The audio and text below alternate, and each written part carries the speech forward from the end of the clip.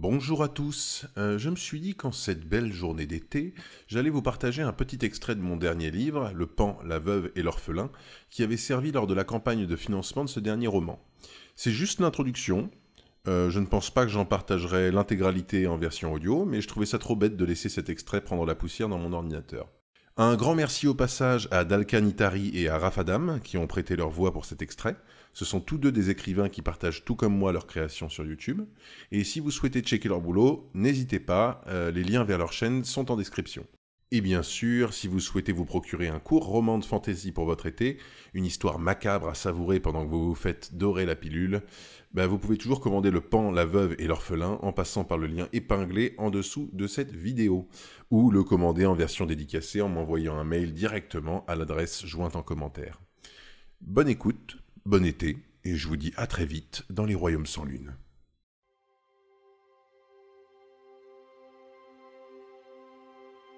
Le Pan, la Veuve et l'Orphelin. Une histoire écrite et contée par Tom Dervin. Les écuriers subissaient de plein fouet les vents de la saison. C'était une modeste bourgade, bâtie à une trentaine de lieues, à vol d'oiseau, de la capitale. Traversé par la route royale, l'endroit figurait parmi ces étapes où convergeaient bon nombre de marchands jetés sur les routes. Des commerçants remontaient vers le point névralgique du royaume ou descendaient plus au sud, vers le duché de Bouvenon. Au cours du dernier siècle, guildes et corporations avaient installé leurs comptoirs autour du vieux caravansérail qui constituait le centre du bourg.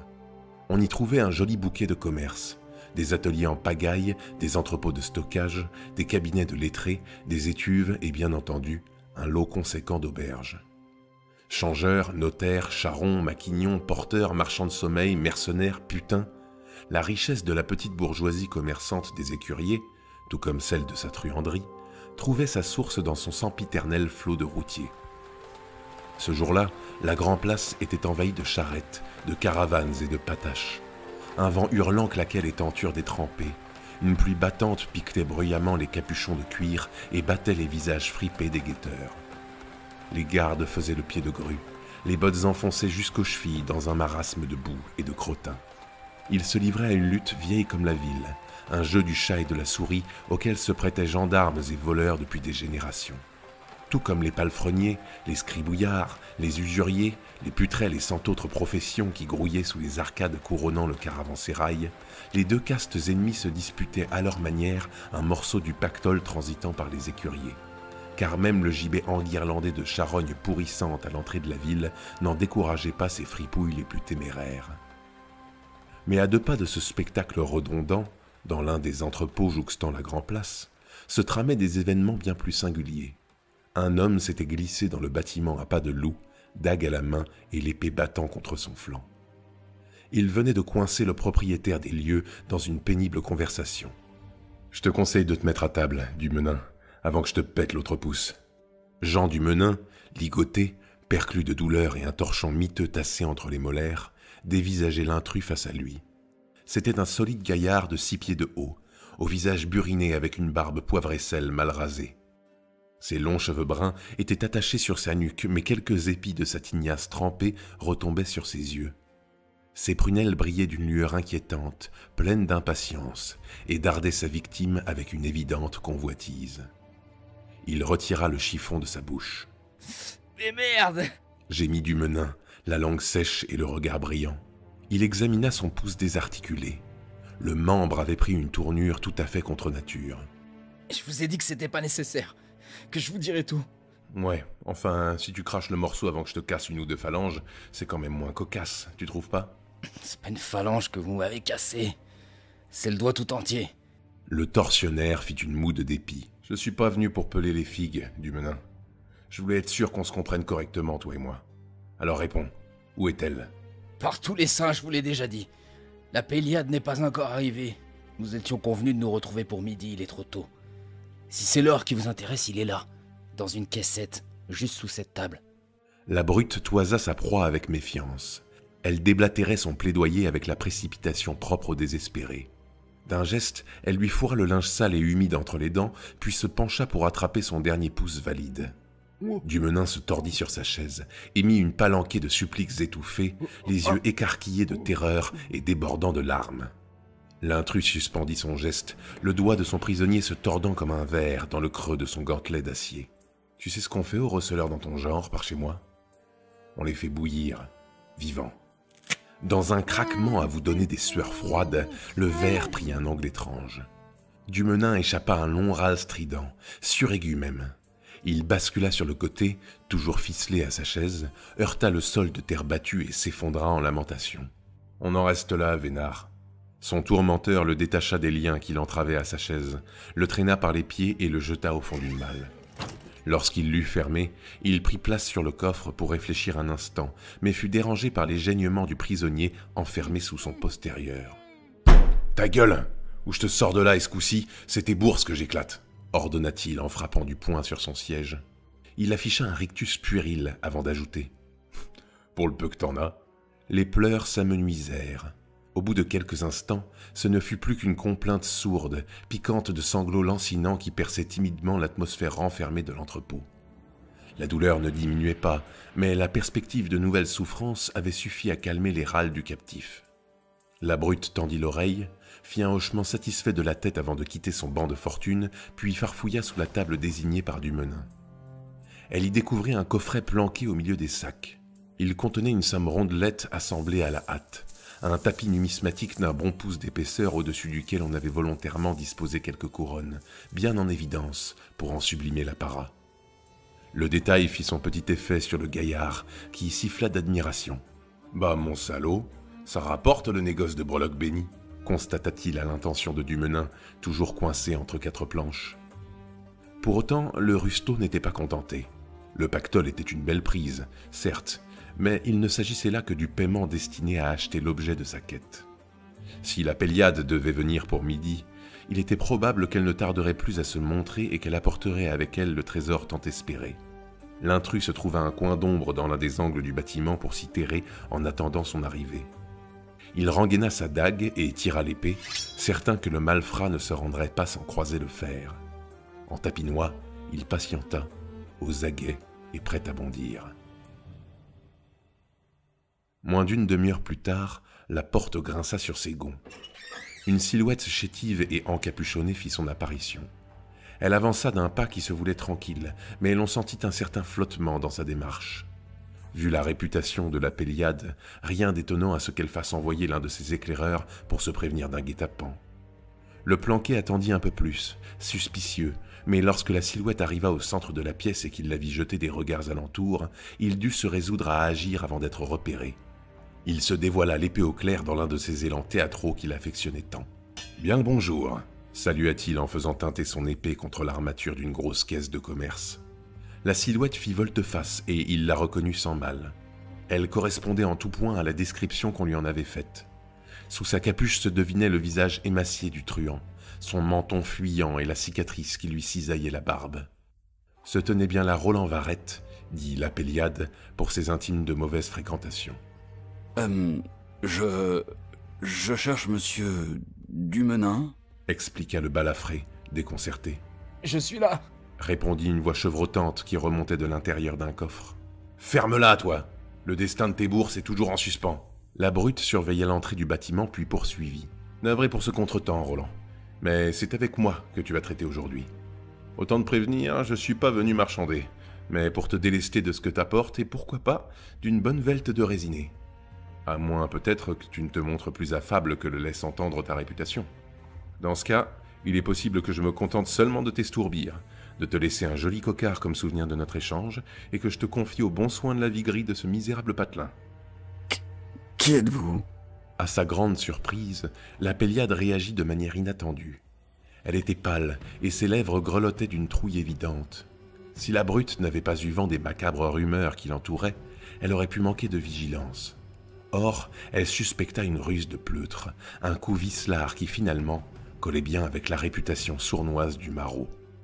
Malgré tout, l'embusqué ne put s'empêcher de sentir poindre en son cœur une émotion déplacée, un faible égard de pitié qu'il ne s'expliqua pas. « C'est vrai, admit-il, tu es en droit de connaître le nom de ton exécuteur. » Il garda son épée bien haute et se fendit d'un salut cérémoniel qui transpira d'arrogance. « Tu as devant toi Sir Baldassare Estirel d'Elbellon, chevalier de l'ordre du Lys Blanc et l'obligé de Monsieur Brunon de Rivet, abbé de Dombre. Ce dernier nom doit être familier, n'est-ce pas? Merde. C'est, j'imagine, le mot qui dut traverser l'esprit du chevalier sur le moment lorsqu'il vit le malfrat se liquéfier. On lui avait pourtant dépeint quelques jours plus tôt comme un terrible adversaire. Il est vrai qu'il y avait de quoi être surpris à voir le nobliau débarquer des ombres sans prévenir. Après tout, Baldassare n'avait en rien la prestance d'un homme de son rang, croyez-moi. Il ne portait pas sa chevalière, était vêtu d'un banal gambison bourré de coton et avait l'allure d'un ruffian crotté ayant bourlingué depuis trop longtemps sans voir la couleur d'un cube de savon. Mais face à la menace de son arme, dont le pommeau était étrangement enveloppé de tissu, Roland se laissa convaincre. « Messire, je crains que vous ne fassiez erreur sur la personne. » Argua-t-il en levant les mains en signe de reddition. « À d'autres, » rétorqua Baldassare. « J'ai ouï dire que tu n'es pas du genre à épargner ceux qui croisent ton chemin, mais je pensais avoir affaire à un homme avec un peu plus d'aplomb. Tes ruses de combinard à deux souffles ne porteront pas. Épargne-toi la peine de me les servir avec cette tête d'ahuri. » Le malfrat glissa une main dans les plis de son manteau. « Prends garde, Roland. J'espère pour toi que c'est le fruit de ton larcin que tu t'apprêtes à me dévoiler. » Tandis qu'il disait ces mots, Baldassare s'attendit à voir fondre sur lui un couteau de lancer. Il fit un pas de côté pour présenter une cible plus réduite, mais à sa grande surprise, Roland ne révéla aucune lame depuis le revers de son pardessus. Au lieu de cela, il déposa une petite boîte en bois marqueté sur le sol.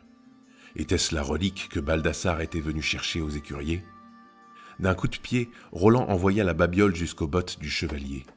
L'option de se pencher sur la boîte le tenta, mais le gentilhomme resta méfiant. « Je veux voir tes mains. » Roland s'exécuta. D'un geste très lent, Baldassare plia les genoux en gardant le malfrat bien à l'œil, ramassa la boîte et d'une pression du pouce, en fit sauter le couvercle. « Bah merde !» souffla-t-il. C'était assez décevant. Là où le chevalier s'attendait à découvrir une merveille de verrerie, il ne trouva qu'une fiole, certes de belle œuvre, contenant la précieuse relique. Une mèche de la chevelure noire de jais qui, disait-on, avait autrefois encadré le doux visage de sainte Irène. « C'est un leurre !» jugea Baldassare avec une fausse conviction.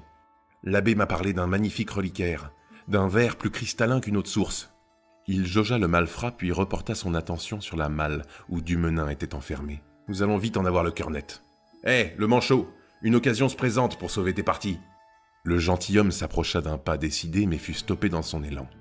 La porte de l'entrepôt, une fois encore, livrait son grinçant couinement de gonds dégraissés. Des soudards entrèrent dans la salle avec un homme maigrelet en tête. Lorsqu'il rabattit son capuchon sur ses épaules, Baldassare fut frappé de stupeur. C'était Roland Varette. L'exact même Roland Varette qui se tenait là, à 2 pas du chevalier, avec sa mine de trimardeur, hagard et les guiboles flageolantes. Il faisait peine à voir dans ses fripes 2 fois trop grandes pour lui, flanqué de sa pèlerine d'hiver, de sa veste en peau de mouton boutonnée, de son pantalon rapiécé et de ses brodequins bien usés par le pavé. Mais le nouveau Roland, lui, arborait un beau pourpoint noir, traversé du haut de l'épaule jusqu'à la base du flanc par une série de boucles d'acier en forme de pointe de flèche. Les amples manches de sa chemise de lin débordaient de son pourpoint, se terminaient par 2 mains gantées de cuir sombre, l'une au pouce figée dans sa ceinture et l'autre négligemment posée sur le pommeau de l'épée bâtarde à son côté. Puis filaient 2 solides gambettes, droites comme des poteaux, fourrées dans une paire de bottes de cavalerie. Non, décidément, l'égorgeur champêtre avait du style. À côté de lui, le chevalier d'Elbellon n'avait pas plus de gueule qu'un vagabond. Les reîtres qui le précédaient, par contre, étaient affublés de linge moins saillant, mais qui renforçait toutefois leur trogne patibulaire. Protégés par des jaques de seconde main sur lesquelles étaient rivées des plaques de fer, les 2 sous-fifres portaient haches, matraques et coutelas à leur ceinturon. À la vue des sicaires, Baldassare sentit son estomac se nouer tandis qu'un fourmillement lui remonta l'échine. Mais à l'instar de tous ceux présents dans la salle, excepté Dumenin, qui était toujours fourré dans sa malle, ce furent les jumeaux qui condamnèrent l'assemblée à un mutisme pantois. « Quelle est cette sorcellerie ?» questionna le nouveau Roland. Sa voix était exactement la même que celle de son double.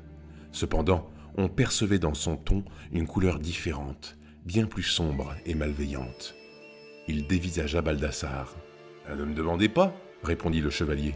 J'en sais foutre rien. C'est vous, Roland Varette ? » « Diable, bien sûr que c'est moi. Et vous, qui êtes-vous » L'imbécile qui s'est fait duper par un sort, je le crains. Ce reflet n'est pas un de vos laquais? Un dicton assure qu'il n'existe pas de questions bêtes. C'est une sottise. À peine eut-il fini sa phrase que Baldassare se rendit compte de sa bêtise. « Écoutez, je ne comprends rien à ce qui se trame », affirma le chevalier en regardant l'ancien Roland qui, l'air paniqué, ne pipait plus un mot. « Mais ce que je peux vous confirmer, c'est que ça commence à me courir. » Le Roland qui venait d'entrer interrogea Baldassare sans quitter son double des yeux. « Et pourrait-on savoir à qui nous avons l'honneur? Et où est le proprio? »« Ici, je suis là !» répondit Dumenin depuis sa geôle improvisée. « Tu peux faire tes adieux à ton paquet, promit Baldassare.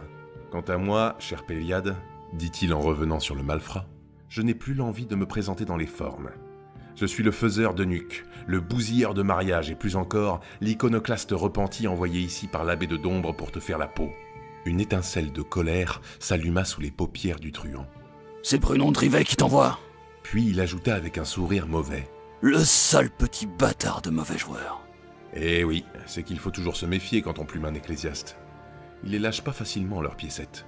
Alors, quand on leur fauche une relique de valeur, faut pas s'étonner qu'il l'ait mauvaise. Et le Brunon, il a une sacrée dent contre toi. Ça, je peux pas lui enlever. « J'ai gagné cette relique à la régulière !» affirma le nouveau Roland. « J'en suis convaincu, connaissant la mauvaise foi de l'abbé. » En entendant son jeu de mots pitoyable, involontaire qui plus est, Baldassare esquissa un sourire infantile. Mais mauvais perdant ou non, le bougre possède quelque chose dont j'ai grandement besoin. Et pour qu'il me la cède, il faut que je récupère ce que tu lui as légitimement soustrait. Je le crains. Je vois. Tu n'es qu'un vulgaire recouvreur. C'est ironique, ce mépris venant de ta part, fit remarquer le chevalier à la manque. Mais soit, tu peux me considérer comme tel. Après tout, je suis plus à ça près. Ton contrat gêne les intérêts de mon négoce. En tant que bon mercenaire, j'espère que tu comprendras que la suite des événements n'aura rien de personnel. Enfin, les choses se précisaient. Le nouveau Roland était le bon. Il s'adressa d'abord à l'un de ses seconds couteaux. « Guy, empêche cette chose de sortir, » dit-il en désignant son double. « J'aimerais lui poser quelques questions lorsque notre nouvel ami aura passé l'arme à gauche. » Il se tourna vers son dernier homme. « Rabat le caquet de ce baratineur. Définitivement. » Sans trembler, le nervi fit glisser la hache qui attendait dans son ceinturon et dégaina son coutelas. Puis il s'approcha du chevalier d'un pas lourd, comme un boucher vers l'agneau promis au fil de sa feuille. Baldassare releva son arme au-dessus de sa tête, la garde haute, la lame de son épée filant de biais vers le plafond. Son visage se ferma, abandonnant ses émotions comme l'expression insolente qu'il présentait jusqu'alors. Il n'arborait plus qu'une figure de marbre froid. Avant même que le sicaire n'entre dans son cercle, le chevalier bondit vers l'avant et le frappa de taille. L'acier chanta. Le sbire venait de parer l'assaut au renfort de son coutelas. Dans le même mouvement, sa hache découpa la distance qui la séparait de la tête du gentilhomme. Elle le manqua de peu. D'une rapide contorsion, le noblio s'était balancé vers l'arrière et, d'un pas de danse, il alterna sa posture pour porter un violent coup de botte dans le buste du tueur. Le soudard fut projeté au sol, roula sur lui-même et lorsqu'il revint sur ses genoux, il prit impulsion pour s'élancer à la rencontre du chevalier. Trop tard, Baldassare était déjà sur lui. Il tenta tant bien que mal de dévier les stocks qui plongeaient sur sa poitrine, mais il dégagea juste assez l'épée du chevalier pour qu'elle file entre deux plaques de métal et lui pénètre les chairs. Le sous-fifre éructa un filet de sang et, bien décidé à emporter son meurtrier dans la tombe, il leva son tranchant dans un ultime élan de bravoure. Son bras n'était pas encore armé que le chevalier dégaina sa dague, en fausse prise, soit la lame filant sous l'auriculaire, et il lui ouvrit la gorge en un battement de cils. Le condamné resta un court instant immobile, le bras levé, sa hache prête à fendre la tête de son ennemi. Son poing se desserra sur son arme et il sentit le rugueux de la hampe lui filer entre les doigts. Alors que l'épée de Baldassare quittait son corps, il s'effondra sur le sol dans un bruit sourd. Son sang chaud et poisseux filtra entre ses gros doigts boudinés avec lesquels il s'évertuait vainement de colmater la plaie qui lui bâillait le cou. Sa poitrine se réchauffa d'un fluide vermillon, ses yeux rougirent, son souffle manqua. La dernière chose qu'il vit fut le regard tombant du chevalier penché sur lui. Rien de personnel, abruti. Et le spadassin mourut sous le coup de l'insulte. Sans attendre, Baldassare rengaina sa dague directement en travers de sa ceinture et dépouilla le macabé de son arme. Il fit quelques pas autour de Roland et de son compagnon tout en restant à une distance respectueuse. Une tension funeste monta dans l'atmosphère. « Mes condoléances à sa greluche », nargua le gentilhomme. Il s'arrêta, l'air de rien, à 10 bons pieds sur la gauche des deux hommes. Dans l'ordre le plus éloigné de lui, on trouvait donc la Péliade, puis Guy, son dernier ferrailleur. Alors, mes larrons, qui veut danser son ultime estampille ?